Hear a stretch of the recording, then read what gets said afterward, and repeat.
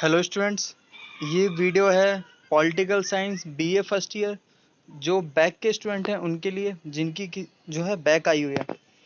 और ये वीडियो काफ़ी इम्पोर्टेंट है। और जो क्वेश्चंस पहले ही आ चुके हैं वो क्वेश्चन है, यानी कि पिछले अगर हम 4-5 साल के क्वेश्चन पेपर उठा के देखेंगे तो आपको ये क्वेश्चन ज़रूर मिलेगा कि राजनीतिक सिद्धांत क्या है। राजनीतिक सिद्धांत के बारे में पूछेगा, उसके महत्व पूछेगा, या परंपरागत और राजनीतिक सिद्धांत की विशेषता, या आधुनिक आधुनिक राजनीतिक सिद्धांत, उसको हम नेक्स्ट वीडियो में हम कवर करेंगे। तो ये घुमा फिरा के इन क्वेश्चनों को बार बार पूछा गया है, तो इंपॉर्टेंट क्वेश्चन है। चलिए स्टार्ट करते हैं कि राजनीतिक सिद्धांत, जिसे राजनीतिक चिंतन या राजनीतिक दर्शन, राजनीतिक विचार, राजनीतिक परीक्षण, विश्लेषण या विचारधारा, इसे हम कहते हैं। राजनीतिक सिद्धांत राजनीतिक दर्शन को आज भी समानार्थी माना जाता है, यानी कि राजनीतिक सिद्धांत और राजनीतिक दर्शन एक जो है समान रूप से हम कह सकते हैं, लेकिन वास्तव में यह दोनों एक जैसे नहीं। दर्शन एक बुद्धि का विज्ञान है। प्लूटो और अरिस्टो राजनीतिक दर्शन इसी कारण है उन्होंने सत्य की खोज की है, यानी कि जो प्लूटो और अरिस्टो हैं ये हैं जो एक काफ़ी बड़े दार्शनिक हैं, इन्होंने किया है। राजनीतिक सिद्धांत राजनीतिक विज्ञान की सबसे अधिक सरल और सबसे कठिन घटनाओं में से एक है। इस शब्द की उत्पत्ति ग्रीक भाषा के थ्योरिया शब्द से हुई। राजनीतिक सिद्धांत को अंग्रेजी भाषा में पॉलिटिकल थ्योरी भी कहा जाता है। अब थ्योरिया का अर्थ क्या है? थ्योरिया का अर्थ है समझने की दृष्टि से, चिंतन की अवस्था प्राप्त करना, सुकेंद्र या मानसिक दृष्टि से, यानी कि समझने की दृष्टि हमें प्राप्त कर लेना, जो उस व्यक्ति के या वस्तु के जो उस वस्तु के अस्तित्व और कारणों को प्रकट करती है।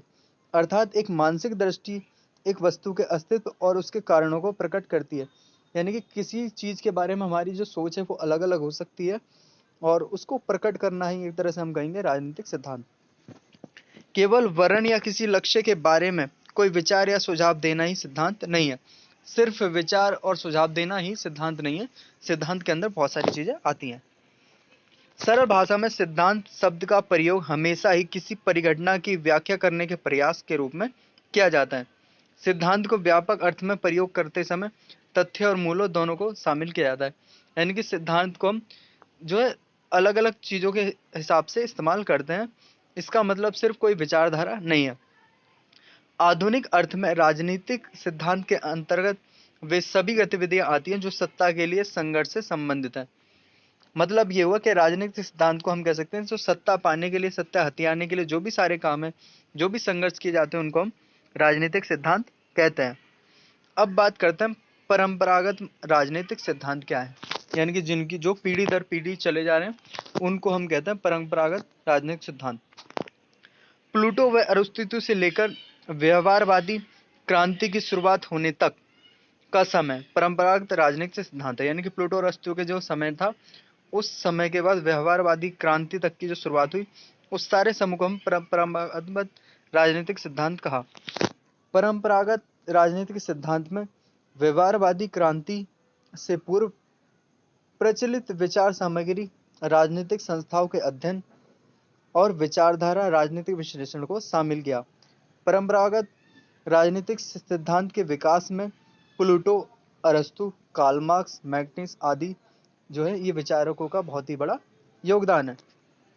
अब बात करते हैं इसकी विशेषता की, क्या क्या विशेषताएं। तो विशेषता वैसे काफ़ी हैं, लेकिन हमने मुख्य रूप से 8 विशेषता को लिया है।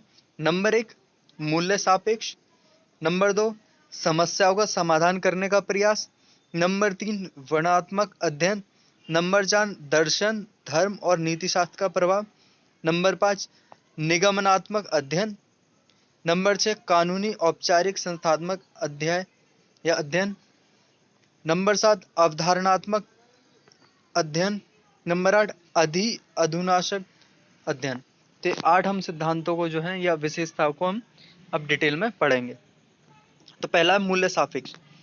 परंपरागत राजनीतिक सिद्धांत में मूल्य, आदर्शों और परम तत्वों को सर्वोपरि स्थान दिया है, यानी कि मूल्य जो है ये सर्वोपरि है, सबसे पहले। प्लूटो का न्याय सिद्धांत, अरस्तु का मध्यम प्रजातंत्र, लॉक का प्राकृतिक कानून, रूसो की सामान्य इच्छा इस प्रकार के हैं। परंपरागत राजनीतिक सिद्धांत में मूल्यों व मान्यताओं को इतना महत्व दिया गया है कि इससे राजनीतिक दर्शन, राजनीतिक विज्ञान और राजनीतिक सिद्धांत का अंतर ही समाप्त हो जाता है। यानी कि जो ये राजनीति है, इनके कुछ मूल्य होते हैं, उन पर पूरी राजनीति चलती है। अब आ जाते हैं नेक्स्ट पॉइंट पे, समस्याओं का समाधान करने का प्रयास। परंपरागत राजनीतिक सिद्धांत का संबंध समसामयिक समस्या को हल निकालने के प्रयास में रहा है। यानी कि जो समस्या मतलब डेली जो काम होते हैं, उन समस्याओं को हल करने का राजनीतिक सिद्धांत का संबंध रहा है। प्लेटो का दार्शनिक राजा का सिद्धांत या तत्कालिक यूनानी नगर राज्यों में मौजूद अराजकता के वातावरण से छुटकारा पाने के लिए किया गया। परंपरागत सिद्धांत के अंतर्गत यह चिंता जो हुई तत्कालीन सामाजिक और राजनीतिक समस्याओं के प्रति संवेदनशील रहे। इसी कारण उन्होंने इस सिद्धांत का निर्माण किया जो तत्कालीन समस्याओं का समाधान प्रस्तुत करने में सफल रहे। तो प्लूटो ने जो है इस जो समस्या का समाधान प्रयास है, ये विशेषता बनाई और तुरंत ही जल्दी से जल्दी फैसला करने के लिए कहा, ये उन्होंने सिद्धांत बनाया। पॉइंट नंबर 3 है मुख्यतः वर्णनात्मक अध्ययन। परंपरागत राजनीतिक सिद्धांत की प्रमुख विशेषता एक वर्णनात्मक होना भी है। इस सिद्धांत के अंतर्गत राजनीतिक संस्थाओं की व्याख्या व विश्लेषण न करके उनका वर्णन ही किया गया है। इस सिद्धांत द्वारा समस्याओं का कोई समाधान नहीं हुआ है। इस सिद्धांत के अंतर्गत यह जानने का प्रयास कभी नहीं किया कि संस्थाओं को समानताओं या असमानताओं के मूल में कोई ऐसी परिस्थितियां हैं जो इन्हें प्रभावित करती हैं। यानी कि पूरी तरह से जो चीज़ों का वर्णन करने के लिए जो परंपरागत ये राजनीतिक सिद्धांत की जो है विशेषता हुई है। अब आते हैं पॉइंट नंबर 4 पर, दर्शन, धर्म और नीति शास्त्र का प्रभाव। प्लेटो से लेकर हीगल तक राजनीतिक सिद्धांतों को सदैव आचार शास्त्र और दर्शन शास्त्र के एक अंश के रूप में प्रतिपादित किया है, यानी कि माना गया है या उनको रखा गया। उस समय से राजनीतिक विचारक अपने आप को किसी न किसी रूप में दर्शन, धर्म या नीति शास्त्र से जोड़ रहे हैं। इन चिंतकों या चिंतन धर्म और दर्शन से प्रभावित रहा है। इस कारण परंपरागत राजनीतिक सिद्धांत पर दर्शन और धर्म का प्रभाव भी है। यानी कि कुछ लोग जो विचारक के ऊपर ही चलते हैं, जो उनकी रूढ़िवादी जो है विचार हैं उनके ऊपर चलते हैं, या धर्म और ये नीति शास्त्र, इस सब का जो प्रभाव हमारे राजनीतिक सिद्धांत पर पड़ा है। नंबर 5, मुख्यतः निगमनात्मक अध्ययन। परंपरागत राजनीतिक सिद्धांत में आदर्शात्मक अध्ययन पर जोर दिया गया। यह सिद्धांत किसी आदर्श की कल्पना को व्यवहारिक रूप देने के लिए प्रयास में से एक है। प्लेटो का दार्शनिक शासन और रूसो की सामान्य इच्छा इसी कोटि की कल्पना है। 158 देशों के संविधानों का तुलनात्मक अध्ययन करने के बाद भी अरस्तु ने आदर्श राज्य के सिद्धांत का ही प्रतिपादन किया। यानी कि जो अरस्तु ने 158 देशों की जो तुलनात्मक जो है उनको पढ़ा और उसके बाद भी जो है राज्य के सिद्धांत पर ही प्रतिपादन किया। इस पद्धति को प्लेटो, हीगल, अरस्तु, बर्क आदि विचारकों ने अपनाया।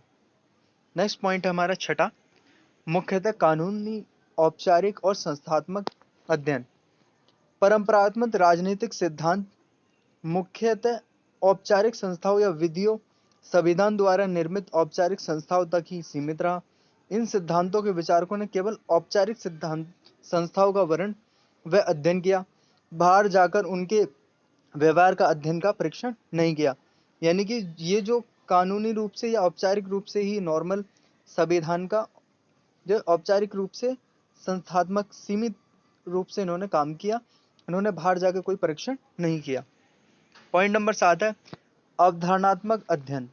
परंपरागत राजनीतिक सिद्धांत के समर्थक न्याय, सुरक्षा, समानता, लोक कल्याण, नैतिकता, राज्य, कानून, संप्रभुता या राष्ट्रवाद आदि अवधारणाओं को परिभाषित करने लग रहे हैं। अब उनकी सोच है कि इन सबको भी हम परिभाषित करें कि कानून क्या है, राज्य क्या है, नैतिकता क्या है, लोक कल्याण क्या है, इन सबको भी परिभाषित किया जाए। इस सिद्धांत के समर्थकों ने एक सार्वभौम समाज सुधारक या धर्म प्रचारक की तरह अपनी अवधारणाओं को परिभाषित किया, लेकिन कभी भी उन्हें व्यवहारवादी बनाने का प्रयास नहीं किया। इस कारण यह सिद्धांत अवधारणात्मक अध्ययन तक ही समटकर रह गया। तो ये जो है हमारा 7वां पॉइंट था। अब आ जाते हैं 8वें पॉइंट पर।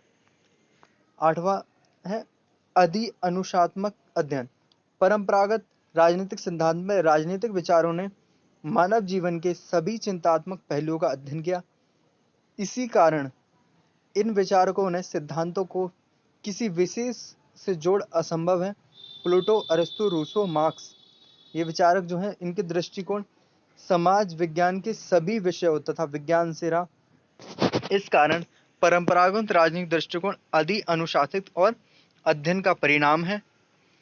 इसी कारण राजनीतिक सिद्धांत में भी विषय क्षेत्र संबंधी अस्पष्टता का जन्म हो जाता है।